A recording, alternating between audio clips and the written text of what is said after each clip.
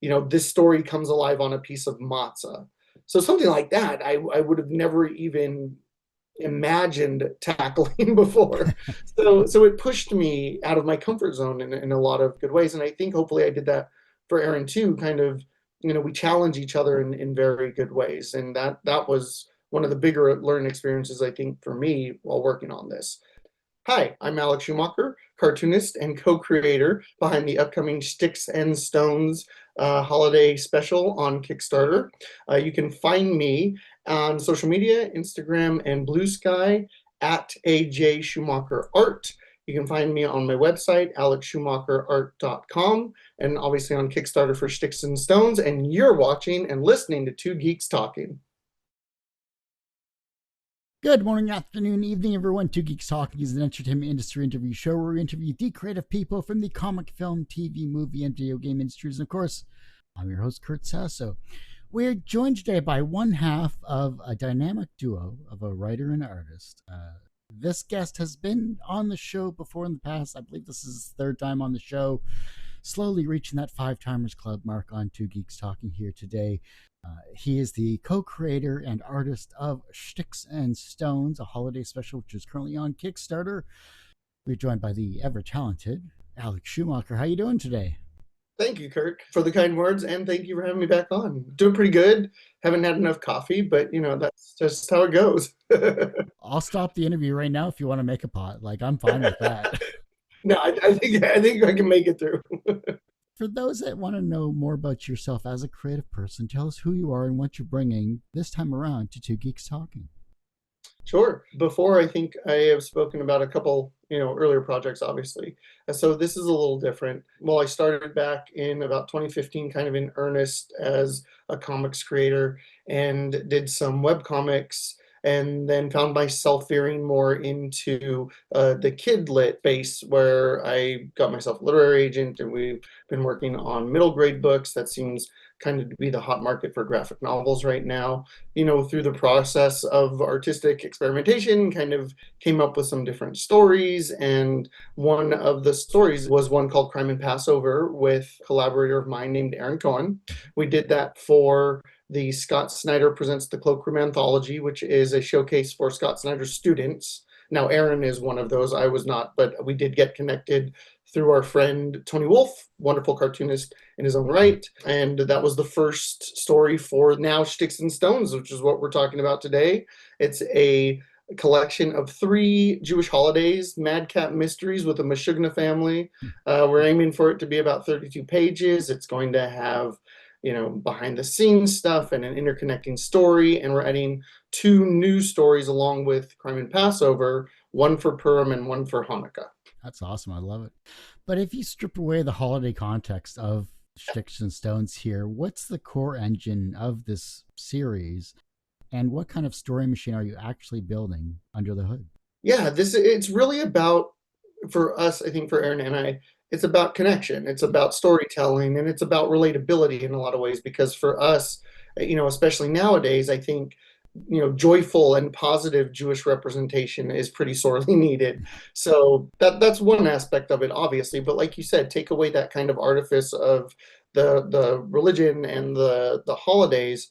And what we hope is there is a relatable story about, big gregarious families feeling like a kid in what can seem sometimes like an adults only world. And also when you sort of extrapolate from all of the traditions and the cultural aspects, it's really a story about, any kind of big immigrant and, marginalized, whatever kind of community. Our idea has been this relatability in specificity, where we're talking about things that have happened, to us in our lives. But when you do that and you really are honest about that, you find that a lot of people have experienced the same things, because we like to think of ourselves as humans as these special snowflakes, and in a lot of ways we are. Sure. But when we're talking about experiences, and we have those days where you think, oh, this has never happened to anybody else in the history of the world. Of course it has. It's happened to a lot of people. And when we're honest about that with each other, I think we find that we have far more in common than we do have things that divide us. So that's a large part of this project for Aaron and I as well. And the representation again is important, but for us it's about, I think he made the joke at one point. It's sort of the jumping on point for people who always want to know about Judaism and were too afraid to ask. So there's that aspect too. But when it comes down to it, yeah, it's about feeling like an outcast, feeling like you're still trying to find your place in the world. All of those wonderful things that the entirety of the middle grade sort of section of graphic novels and comics is talking about in very real ways with kids, which I think is important. So hopefully we're adding a little bit to that conversation. I think so for sure. Because I mean, my family holiday dinners used to be like we used to go to our grandparents' house, and you'd always have these aunts and uncles, and everyone would try to be one upping each other. Oh, so and so got into law school, Yeah, and so it's like, yeah, I'm in IT. Give me a break here. I'm not a teacher. What do you want from me? Like, right.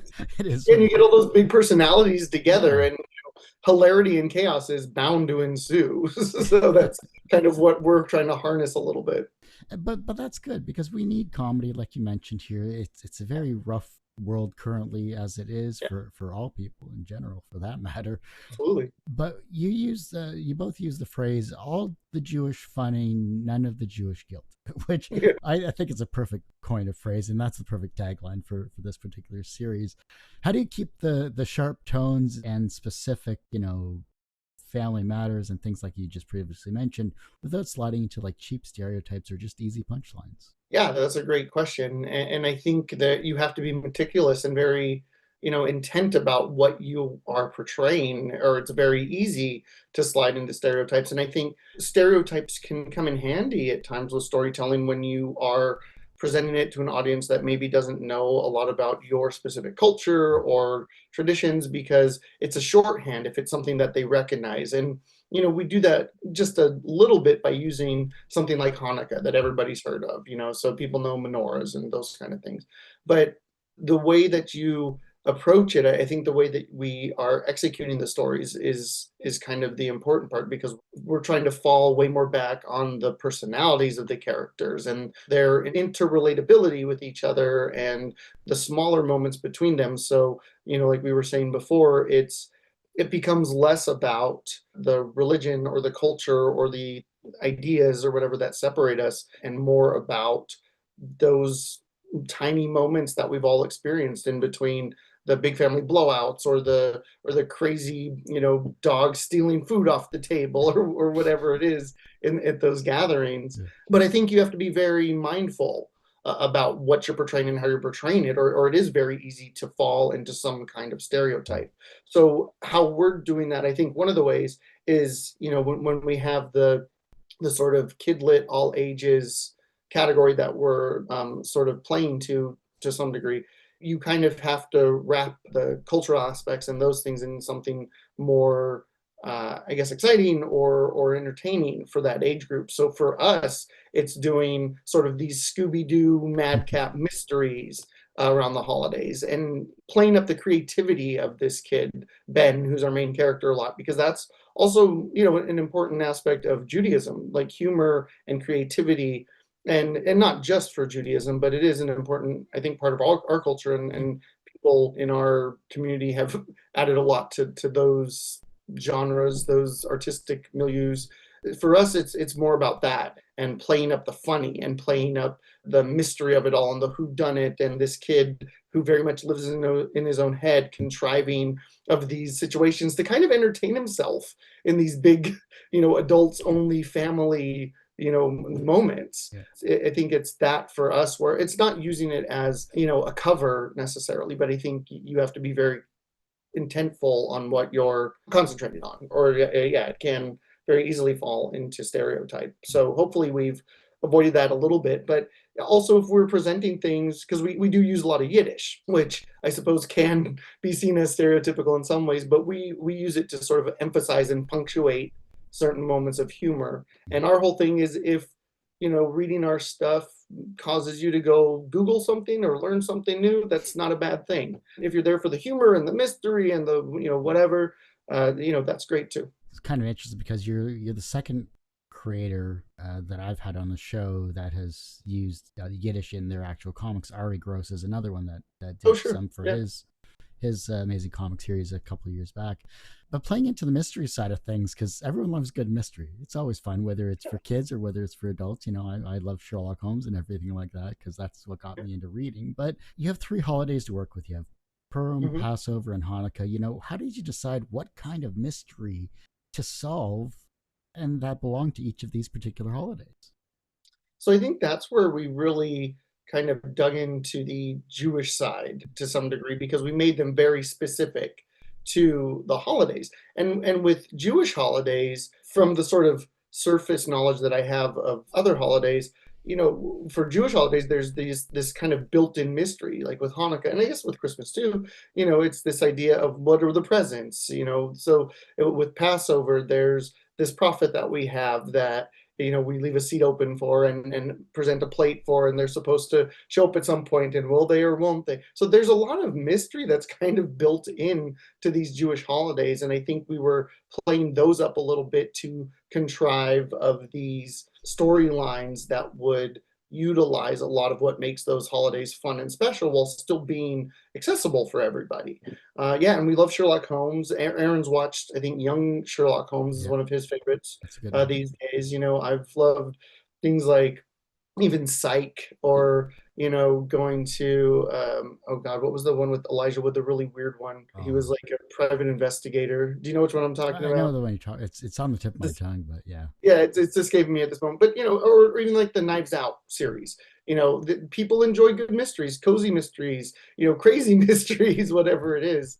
And so obviously ours is being kept in kind of a PG-13 sure. sort of range, but yeah, that's what we were doing to sort of make it specifically ours. And I think that's what good mysteries do is they use the location, they use the people that are involved, they use all of these specific things to make it very unique. If every mystery was the same, every mystery had the same stock characters, and that's sort of the sort of humor with Clue, right? Is that's Mm, the idea.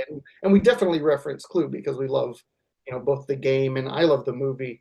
I mean, I know people have their issues with the movie, but I unabashedly like it. yeah. So the sort of madcap stuff, I usually joke that the comic is, if Mel Brooks were to write a Scooby-Doo comic Hmm. strip, is sort of how I describe it. So that's kind of what we did. We harnessed the sort of specific things that we could for sort of these madcap family mysteries, but that were very much integrated in the holidays themselves. So like the Crime and Passover one, that one came out, like I said, in the Scott Snyder Presents the Cloakroom. So this isn't a spoiler, but the whole conceit is that the main character Ben is trying to find the person that he thinks is the Afikoman thief. Now at Passover, the thing is we take a half of matzah, it's wrapped in cloth or tin foil, and the kids go and search for it, and whoever finds it gets a prize. So Ben is upset because this one person has always stolen the Afikoman every year, always knows where it is, always gets to it first, and so that one is all about him trying to unmask and out the Afikoman thief.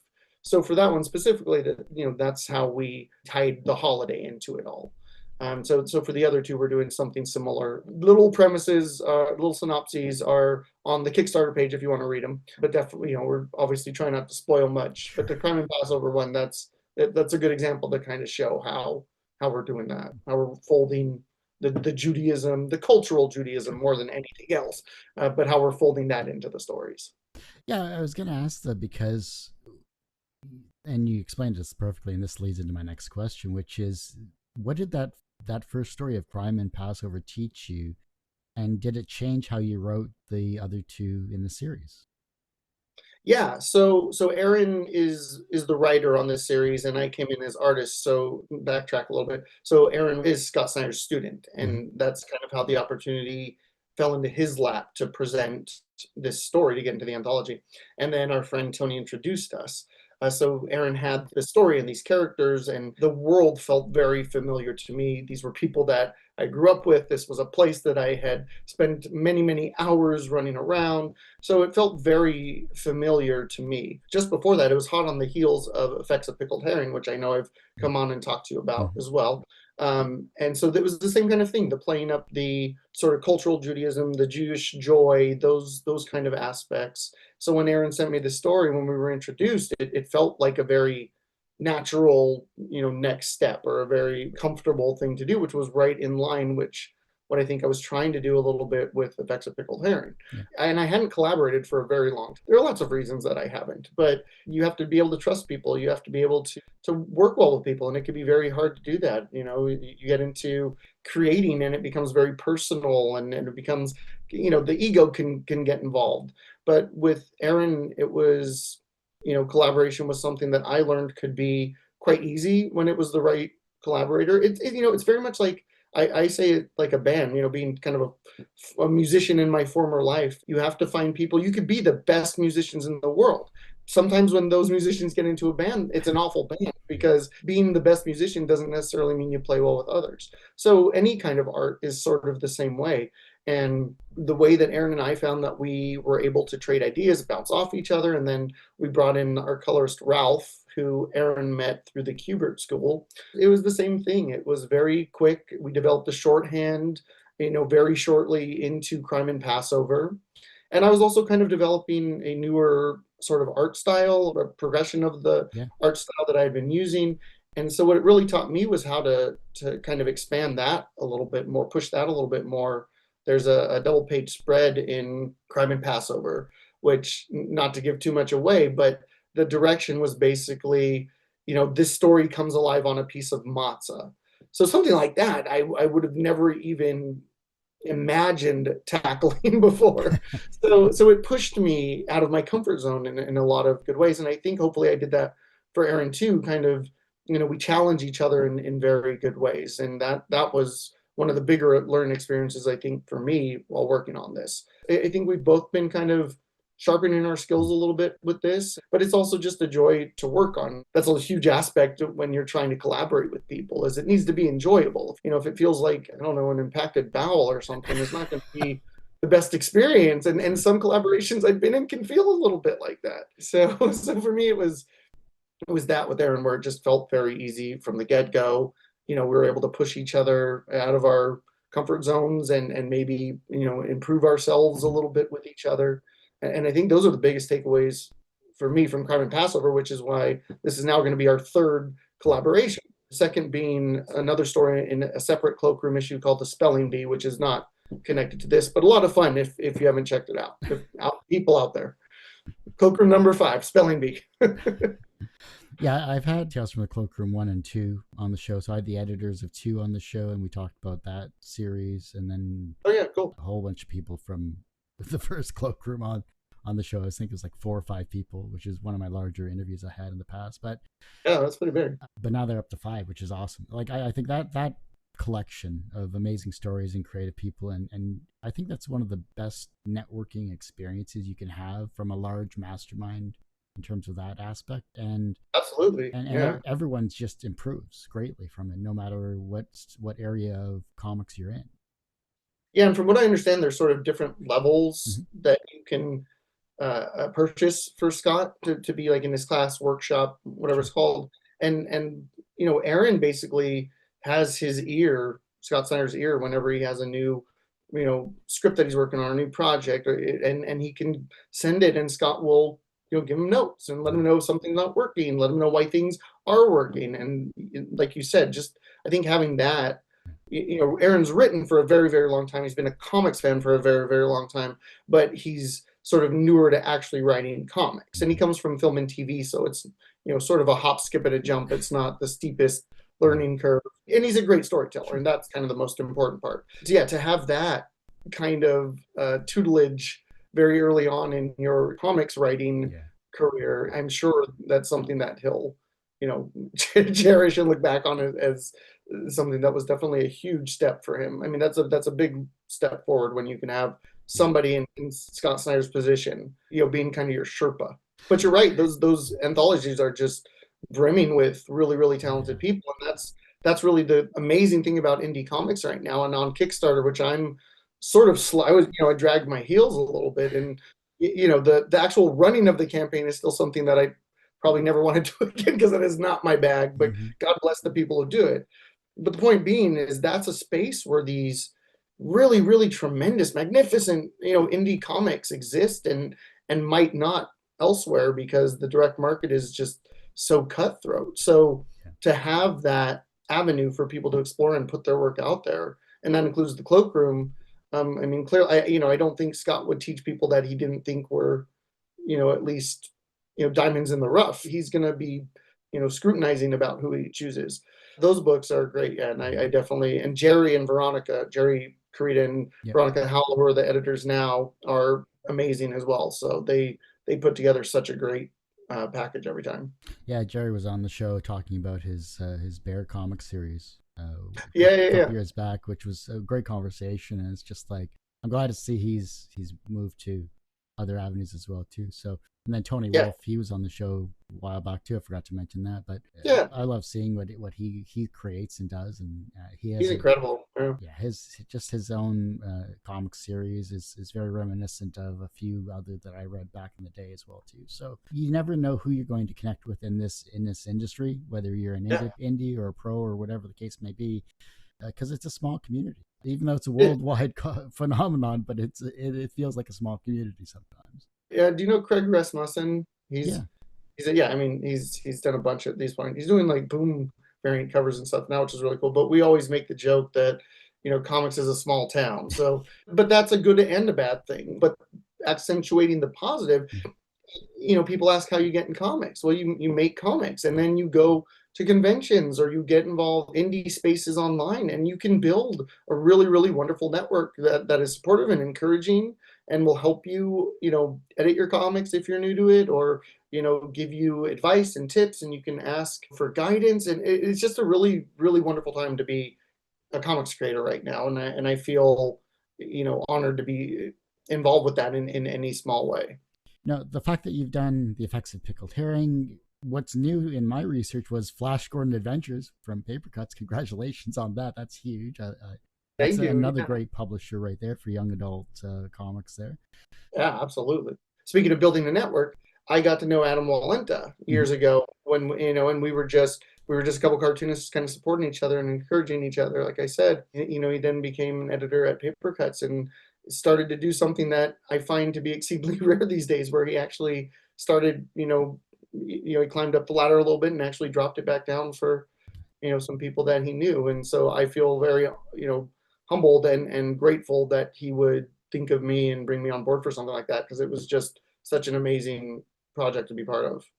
I've had Trevor Mueller on because he did Yeah. the Steam series as well. Like, there's so many talented people that are working for these things, and I see these new publishers and everything like that. But I love the pay it forward aspect. I think that's something that Yeah. is definitely needed these days, and I'm glad that people are still doing that, no matter their level of success. Because yeah, the ladder up is hard, but the way down is pretty easy too. So you got to be careful in that Yeah. respect. Well, what's one specific layout you keep returning to when you want a joke to land that makes them naturally funny before a single word balloon hits the page?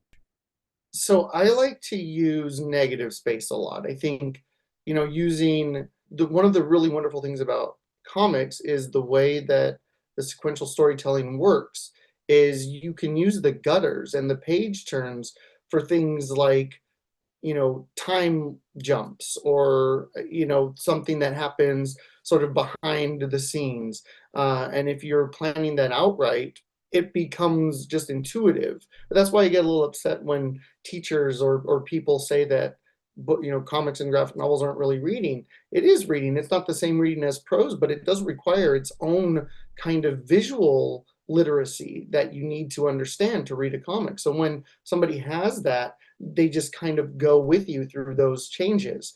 And so for me, when I really try to make something land, and there's a good example of this in the Crime and Passover story, we're doing this introduction of the family, sort of this really chaotic introduction where we're throwing everybody at you Yeah. and we're introducing all the aunts and uncles and the whole Megillah.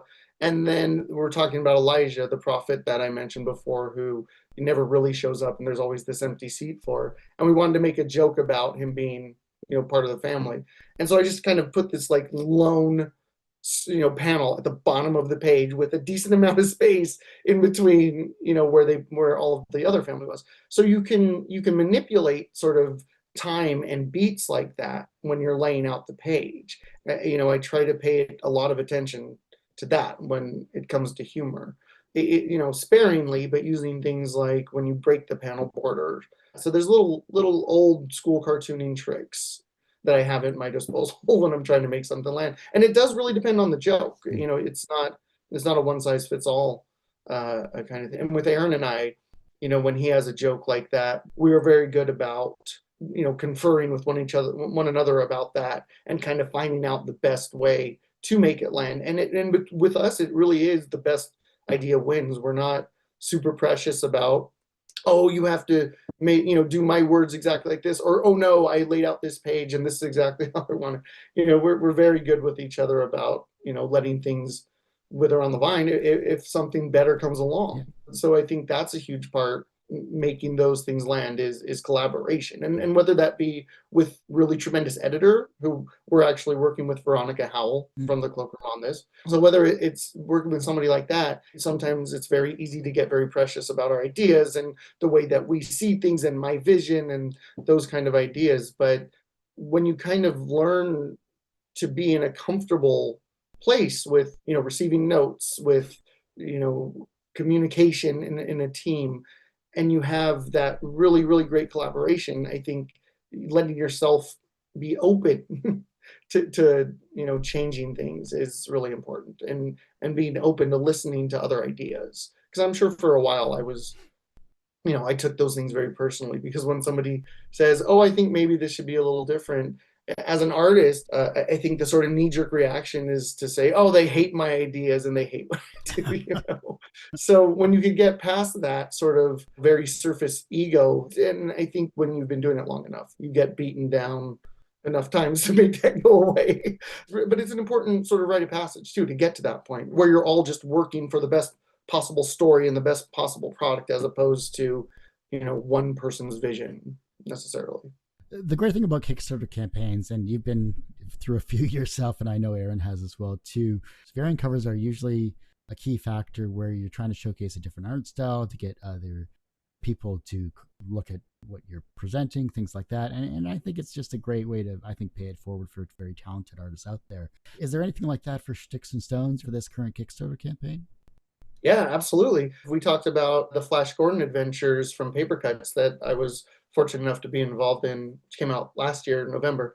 I got to know Mike Kunkel a little bit, who is a cartoonist that I've been in admiration of, in awe of, for 15 years or something. He did Hero Bear and the Kid. He established Astonished from Ink Factory, and he's done a bunch for DC. I think one of the most current ones was Billy Bastion and the Magic of Shazam. So his art style, has always been something that inspired me and, motivated me to be better for this project when we were talking about variant covers, because that is, like you said, something that most, if not every, Kickstarter comic has. And, it happens a lot in the direct market too, but I think when you're trying to do a campaign, it's kind of a requisite. So kind of on a whim and sort of, hat in hand, I emailed Mike and just said, hey, this is the project, this is the story that we've done so far, and would you possibly, number one, would you be available? Because this guy is very, very slammed, and I am well aware of that. So I don't take any of that for granted. But yeah, I said, would you possibly be interested in just, doing like a variant cover or something? And God love him, he said yes, and he said, this is kind of the window I have, so that's when I'll have it done, which was going to line up pretty perfectly with our campaign. It's on our page right now, sort of as a mystery cover, and we haven't shown any artwork yet. But that ends, and even though we will be debuting or revealing the artwork next week on the campaign, I was talking with Kurt and we wanted to do a little bit of an exclusive here. So we actually do have the variant cover artwork to show. Nice. That's awesome. And if you don't enjoy this type of artwork, I have no faith in you whatsoever. This is just too beautiful to not support. Come on. Hopefully will be a nice little mid-campaign boost too, which is something that we've been advised you kind of try to do through a campaign. Because while we've both been sort of part of the Cloakroom ones and another one or two. Aaron has been part of anthologies. Hmm. We were more like in freelance Sure. sort of roles with those. So this is our first that we are part of running, which has been a very eye-opening experience, to say the least. But that's one of the things that's been advised is you have these sort of beats, just like storytelling, where you kind of have to hit throughout the campaign, reinvigorate people. So yeah, hopefully this will do it. And I imagine, with his fan base, it'll be a pretty fun response. I think I wrote him back and I might have said something to the effect of 23-year-old me is plotting through this time continuum. That's Hoping he awesome. takes it as intended and not that it was 20 years ago. As long as you don't get a cease and desist, you're perfectly fine, I'm sure. No. We've been given authorization to share, so we're okay in that regard. I'll say, but yeah, he's just been so wonderful to don't give his time and talents. And again, I know just how slammed he is basically all the time. Yeah. So it was Aaron and I are both super fans. So for us, this is just we're cavelling, as our people say. We're verklempt. Talk amongst yourselves. Myself, I'm gonna cry. I just remember Mike Myers in Saturday Night Live going, "Talk Yeah. amongst yourselves." Right. Coffee talk. And so yeah, going off on a tangent here, Sure. I love that too, because he's not Jewish, but he has Jewish humor. Yeah. He has that, and I think it's because being a second city in Chicago, and he was around a lot of Jewish comedians, some of that might have rubbed off. I mean, I know he has his own style, but he was creating Yiddish words in those segments that still sounded Yiddish. And the best part about that is you have to kind of understand the fundamentals of how a language works to do that. I always just saw it as a labor of love on his part and not mocking in any way, because you have to understand it. It's kind of like cartooning, and just stay with me. Cartooning is a lot about breaking the rules to some degree. To do that in a functional way that still looks good on the page, you have to understand how anatomy and proportion and draftsmanship, you have to have a very kind of a wealth of knowledge about how that works to be able to bend those rules maybe more than break them and make it work. And so Mike Myers was kind of doing that with Yiddish, which is appreciated on my end. Yeah, his start in Second City in Toronto initially, and then I think he did move down to Chicago as well too. But you have to have timing, whether it's as a comedian or whether it's in comics itself, especially if you're writing a funny comic. If you're not landing the funny, you're into drama or you're into something else completely. You're into a different genre whatsoever. Timing is critical and crucial when it comes to it, whether it's a visual gag or whether it's a physical gag on the page. And it's not like you have motion to bounce things off of. You're stuck in a set 8x11, whatever the case is, and however many panels you're working with. I mean, that's got to be sometimes constrictive to your creative process, though. Yeah, it can be, but especially as of recently, I think I was for a long time, I was kind of creating art to sort of prove something in a way. And in the past couple of years, I've kind of found the joy and the fun in it again.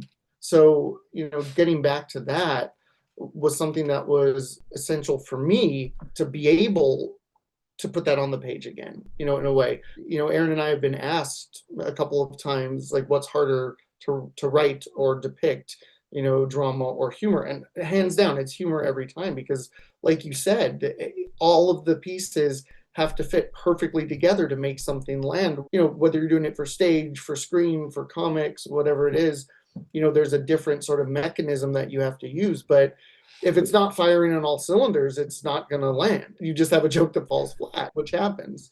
So humor is always going to be harder to write.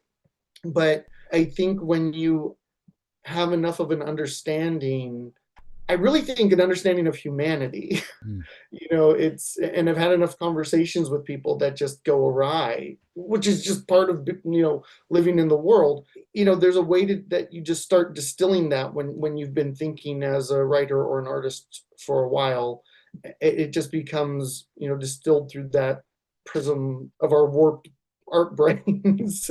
But you're always kind of cataloging things like that and thinking of how to manipulate them into a sequence, or so it's something you're always working on, which is why I always emphasize how the importance of like daydreaming or, sitting with ideas before actually doing anything, because those are just as important aspects, writing and storytelling, than actually being productive, because those are moments where your brain is still working on story.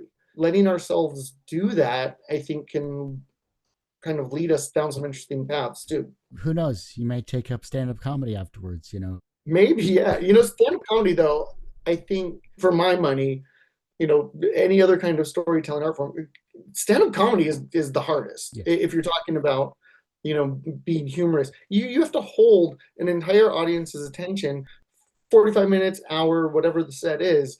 And, you can't lose them for even a second or you're done. And to be that funny for that prolonged of a time, even though an hour doesn't sound like a long time, to be consistently funny or engaging, it's a lifetime. So, I mean, stand-up comedians for me are sort of the gods, for lack of a better term, of humor, because I envy what they do, but I don't envy doing it every night. I mean, you just have to love it if you're doing it, I suppose, because it's got to be so nerve-wracking every night.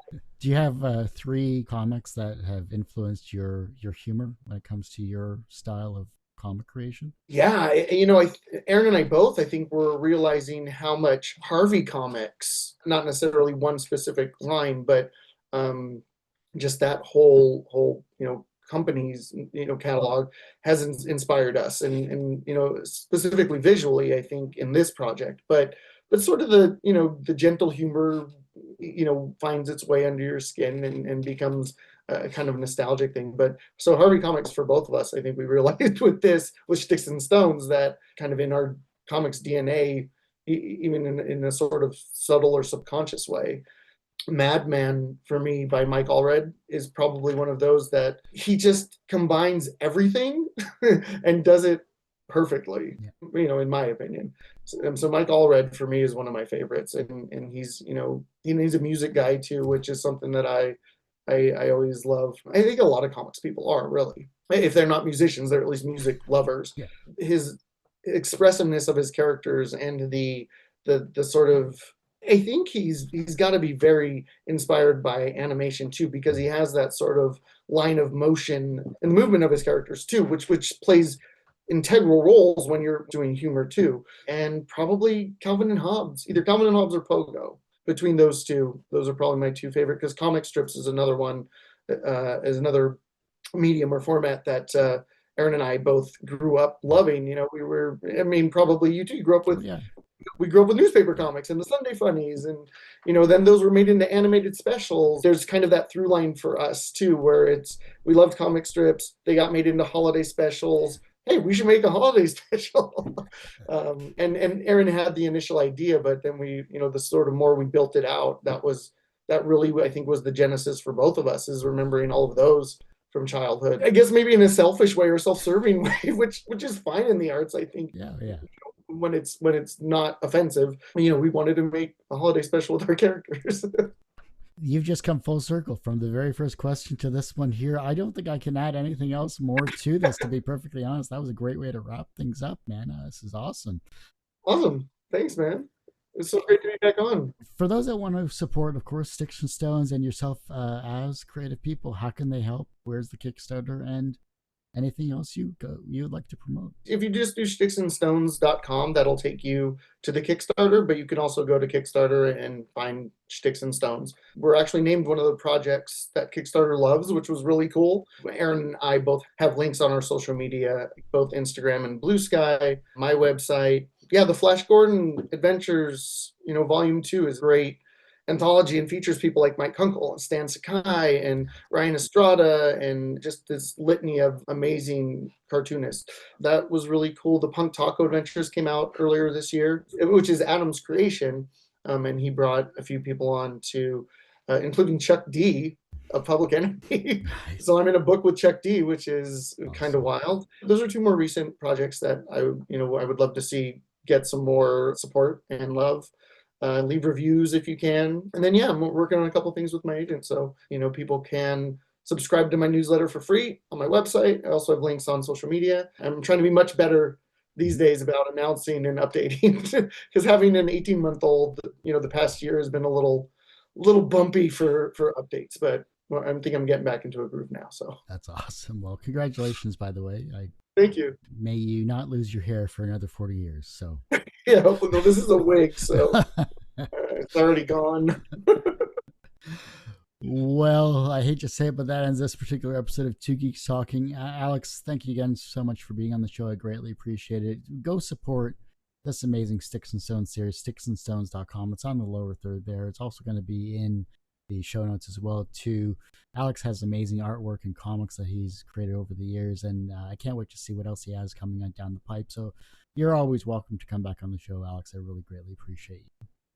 Thank you so much, Kurt. It's always a pleasure, and I will be happy to take you up on that. But your time today helping us support this campaign is very greatly appreciated. Oh, anytime for sure. Like I said, that ends this particular episode of Two Geeks Talking. You can, of course, find this interview and over 1,200 plus others, because I've lost count, on our YouTube channel, youtube.com/TGT Media. The podcast you can find by searching Two Geeks Talking. That's TWO Geeks Talking. Wherever you get your podcasts, on Podbean, iTunes, Spotify, whatever else the other popular platform is these days. Who knows? I'm on whatever the kids are using. Yeah, well, yeah, exactly. Stream it to the brain, whatever the case may be. I appreciate the downloads and all that stuff. And as I say every week, everyone has a story to tell. It's up to me to help bring that out. Thanks for listening and watching on Two Geeks Talk.